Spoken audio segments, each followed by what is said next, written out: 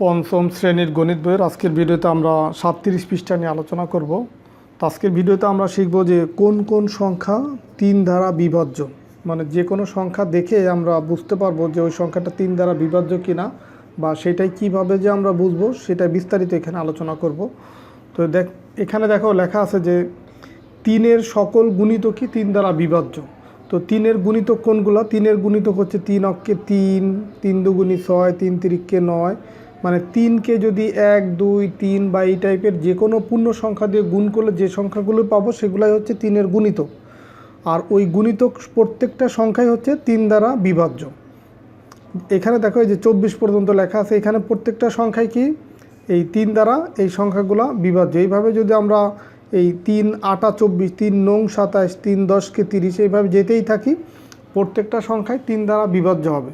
তো এইগুলো হচ্ছে ছোট ছোট সংখ্যা, আমরা এইভাবে সহজেই এই বুঝতে পারি। কিন্তু যদি বড় সংখ্যার ক্ষেত্রে আমরা কিভাবে বুঝবো যে সংখ্যাটি 3 দ্বারা বিভাজ্য কিনা, তবে সেটা বোঝার জন্য একটা সহজ টেকনিক আছে বা নিয়ম আছে, সেটাও এখানে দেখো দেয়া আছে। যে যেমন দেখো এখানে 65 আছে, এই 65 ভাগ 3, মানে 65কে যদি আমরা 3 দিয়ে ভাগ করি সেই ক্ষেত্রে এটা 3 দ্বারা নিঃশেষে বিভাজ্য কিনা সেটা বুঝবো কিভাবে। সেটা বোঝার জন্য দেখো যদি আমরা সহজে ভাগ করি আর কি লিখে, তাহলে দেখো এই 3 দিয়ে 65কে ভাগ করলে এখানে 21 পাবো ভাগফল, আর অবশিষ্ট থাকবে হচ্ছে 2। যদি আমরা ধরো এইভাবে ভাগ করি যে 3 ভাগ হচ্ছে 65, এইভাবে যদি ভাগ করি এখানে, তাহলে আমরা এই ভাগফল পাবো হচ্ছে ধরো এই উপরে পাবো হচ্ছে 21, আর নিচে ভাগশেষ থাকবে হচ্ছে 2।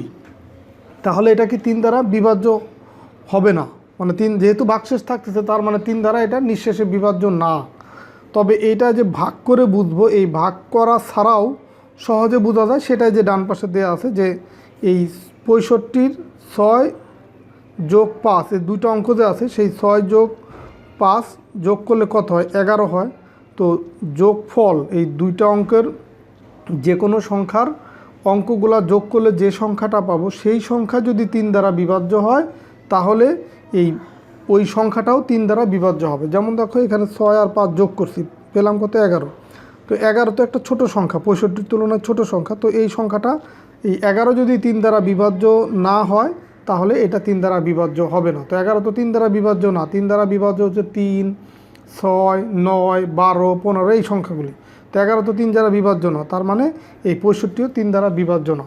তার মানে নিয়মটা হচ্ছে এরকম, যে কোনো সংখ্যার অঙ্কগুলা যোগ করলে যে সংখ্যাটা পাবো সেই সংখ্যা যদি 3 দ্বারা বিভাজ্য হয়, তাহলে ওই সংখ্যাটা 3 দ্বারা বিভাজ্য হবে। আর যদি ওই সংখ্যাটা যোগফলের ওই সংখ্যাটা যদি 3 দ্বারা বিভাজ্য না হয়, তাহলে মূল সংখ্যা যেটা সেটা 3 দ্বারা বিভাজ্য হবে না।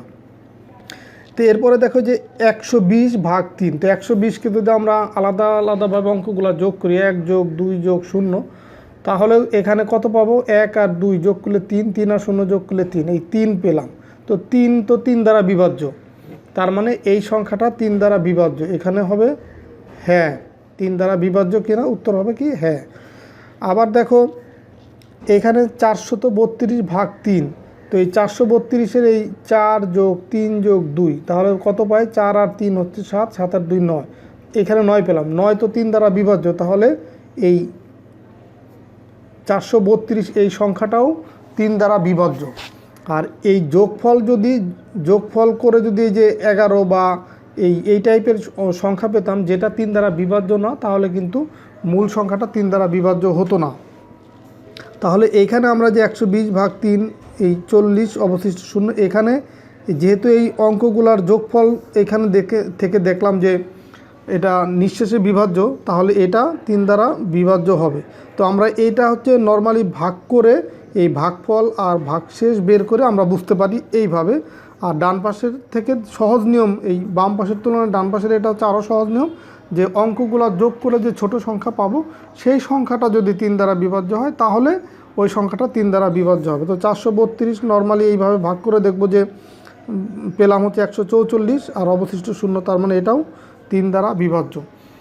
তার মানে এখন আমরা যে মূল যে নিয়মটা পেলাম সেটা হচ্ছে কোনো সংখ্যার ব্যবহৃত অঙ্কগুলোর যোগফল 3 দ্বারা বিভাজ্য হলে সংখ্যাটি 3 দ্বারা বিভাজ্য হবে। এটাই হচ্ছে মূল নিয়ম, এটা মনে রাখতে হবে। তো নিচে দেখো এখানে একটা অঙ্ক দেওয়া আছে যে ভিন্ন উপায়ে 3 বিভাজ্যতা সম্পর্কে চিন্তা করি। আরও একটা ভিন্ন নিয়ম আছে, তো সেটা করার আগে আমরা আগে এই 3 দিয়ে এই সংখ্যাটাকে ভাগ করি যে 43,905। তো এটাকে যদি আমরা 3 দিয়ে ভাগ করি, এখানে এই কিছু শূন্যস্থান দেওয়া আছে বা খালি ঘর দেওয়া আছে, খালি ঘরে কোন অঙ্কগুলো বসবে সেটাও বসাইতে হবে। তো দেখো 3 দিয়ে যদি 4কে ভাগ করি, 3 4-এর ভিতরে যায় একবার, সেই 1 লিখলাম উপরে, 3 দিয়ে 1 গুণ করলাম, 3 অক্ষে 3, 4 থেকে 3 বিয়োগ করলে পাবো 1। এখন এই 3 এখানে নামাই নিয়ে আসলাম, এখন হয়ে গেল কি 13, 13-র ভিতরে 3 যায়, 3 4 12, মানে 4 বার যায়, তার মানে এখানে আমি লিখবো হচ্ছে 4। তো এই 4 দিয়ে 3কে গুণ করলে 3 4 12, 13 থেকে 12 বিয়োগ করলে এখানে পাবো হচ্ছে 1। দেখো শূন্যস্থানগুলো কিন্তু আমার পূরণ হয়ে যাচ্ছে, খালি ঘরগুলো। আর এই 9 এখানে নামাই নিয়ে আসলাম, এখন পেলাম কত 19। 3 19-এর ভিতরে যাবে কতবার, এই যে এখানে দেওয়া আছে 6 বার। তো 6 দিয়ে 3কে গুণ করলে পাচ্ছি 18। তো 19 থেকে 18 বিয়োগ করলে পাচ্ছি 1। আর এই শূন্য এখানে নামাই নিয়ে আসলাম, এখন পেলাম কত 10। তো 10-এর ভিতর 3 যায়, 3 তিরিককে 9 বার, এই যে এখানে 3 আছে, তো 3 আর 3 গুণ করলে পাচ্ছি কত 9। দেখো এই শূন্যস্থানও ফিল আপ হয়ে গেল। এখন 10 থেকে যদি আমরা 9 বিয়োগ করি তাহলে এখানে পাবো 1। আর এই 5 এখানে নামাই নিয়ে আসলাম, এখন পেলাম কত 15। তো 15-এর ভিতর 3, এই 3 15-এর ভিতরে কতবার যায়, 3 5 15, তার মানে এই শূন্যস্থানে বসবে হচ্ছে 5। 5 দিয়ে 3কে গুণ করলে যে 15 পাচ্ছি, 15 থেকে 15 বিয়োগ করলে 0। এটা ভাগ করেও দেখলাম যে ভাগশেষ যেহেতু 0, তার মানে এই সংখ্যাটা 3 দ্বারা বিভাজ্য। যখন কোনো সংখ্যাকে ভাগ করার পরে ভাগশেষ 0 পাওয়া যায় তখন ওটা নিঃশেষে বিভাজ্য হয়। আর যদি ভাগশেষ থেকে যায় কোনো সংখ্যা, তাহলে আর সেটা 3 দ্বারা বিভাজ্য হবে না। তো এইটা হচ্ছে এই আগের যে আমরা ভাগ করার যে নিয়ম, এই বিভাজ্যতা চেক করছি এইভাবে ভাগ করে, সেটা হচ্ছে এই নিয়ম। আর আরেকটা নিয়ম আছে যে 3 দ্বারা বিভাজ্য কিনা সেটা বোঝার জন্য, যে আরও যদি বড় সংখ্যা, এটা দেখো একটা বড় সংখ্যা 5টা অঙ্ক আছে, তো এরকম যদি হয় সেক্ষেত্রে যে এই সংখ্যার যে অঙ্কগুলা 3 দ্বারা বিভাজ্য, যেমন 3 3 দ্বারা বিভাজ্য, 9 3 দ্বারা বিভাজ্য, এই অঙ্কগুলো আমরা কেটে দিব। এইগুলা কেটে দেওয়ার পরে বাকি যে অঙ্ক থাকে, যেমন এখানে আছে 4 0 5, তো এই 3টা যদি আমরা যোগ করি, 4 যোগ 0 যোগ 5, তো যোগ করলে পাচ্ছি কত 4 আর 0 যোগ করলে 4 আর 5 যোগ করলে 9। তো এরকম যদি হয় যে অঙ্কগুলো 3 দ্বারা বিভাজ্য, সেটা বাদ দেওয়ার পরে যে অঙ্কগুলো থাকবে সেগুলোর যোগফল যদি 3 দ্বারা বিভাজ্য হয়, তাহলে এই পুরা সংখ্যাটা, এই বড় সংখ্যাটা 3 দ্বারা বিভাজ্য হবে। এটা হচ্ছে শর্টকাট নিয়ম। আর যদি আমি এইভাবে ভাগ করে চেক করতে চাই, সেই ক্ষেত্রে কিন্তু আমার অনেক বড় একটা অঙ্ক করতে হচ্ছে। আর এই নিয়মটা যদি আমি জানি তাহলে সহজেই বুঝতে পারবো যে এটা যে কোনো বড় সংখ্যা 3 দ্বারা বিভাজ্য কিনা। যেখানে সেটাই লেখা আছে যে এখানে দেখা যাচ্ছে সংখ্যাটি 4 3 9 0 ও 5 রয়েছে। প্রথমেই 3-এর বিভাজ্য অঙ্কগুলো বাদ দিব, মানে যে 3 আর 9 বাদ দিলাম, তারপর বাকি অঙ্কগুলো যোগ করি, যোগফল পেলাম কত 9, এই যে 9 পেলাম। 9 সংখ্যাটি 3 দ্বারা বিভাজ্য, তাই এই মূল সংখ্যাটি 3 দ্বারা বিভাজ্য হবে। তো এই ছিল তোমার 37 পৃষ্ঠার আলোচনা। তো আশা করি আজকের ভিডিওতে এই 37 পৃষ্ঠার যে কোন কোন সংখ্যা 3 দ্বারা বিভাজ্য, আজকের এই ভিডিওর মাধ্যমে সেটা আলোচনা করে বুঝিয়ে দিলাম। আশা করি তোমরা এখন থেকে যে কোনো সংখ্যা দেখলেই তোমরা সহজেই বুঝতে পারবা যে ওই সংখ্যাটা 3 দ্বারা বিভাজ্য কিনা। এইভাবে ভাগ করা ছাড়াও তোমরা সহজে এই সহজ নিয়ম যেগুলো দেখালাম সেই নিয়মের মাধ্যমে বুঝতে পারবা যে ওই সংখ্যাটা 3 দ্বারা বিভাজ্য কিনা।